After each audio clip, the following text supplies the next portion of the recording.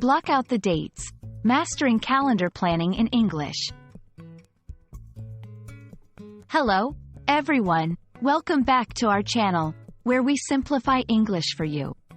Today, we're diving into a very common but crucial phrase, block out the dates. Whether it's for personal planning or professional scheduling, understanding this phrase can make a big difference. So, let's get started and explore how to use it effectively in your conversations and planning. When someone says to block out the dates, they're essentially asking you to reserve specific days for a particular event or activity, making sure not to schedule anything else during that time. It's like marking your calendar with a big X on those days, signaling that they are taken. This phrase is commonly used in both professional settings, like meetings and conferences, and personal scenarios, such as vacations or family gatherings. To give you a better understanding, let's look at some examples. 1. Professional context. Your boss might say, "Please block out the dates for the annual conference next month. We need everyone available." 2.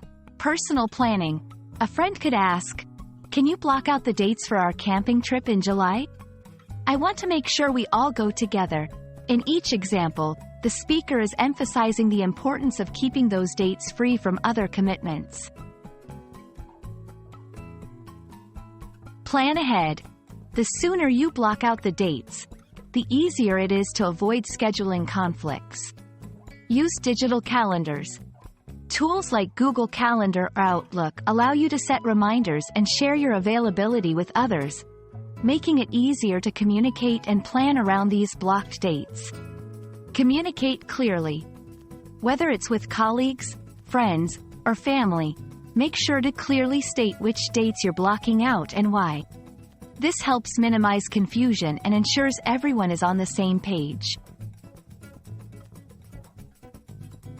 That's all for today's lesson on block out the dates. Remember, effective communication and planning are key to making the most of your time, and understanding phrases like this one plays a big part in that process. We hope this video helps you in your English learning journey and in managing your schedules more effectively. Don't forget to like, share, and subscribe for more tips. See you in the next video.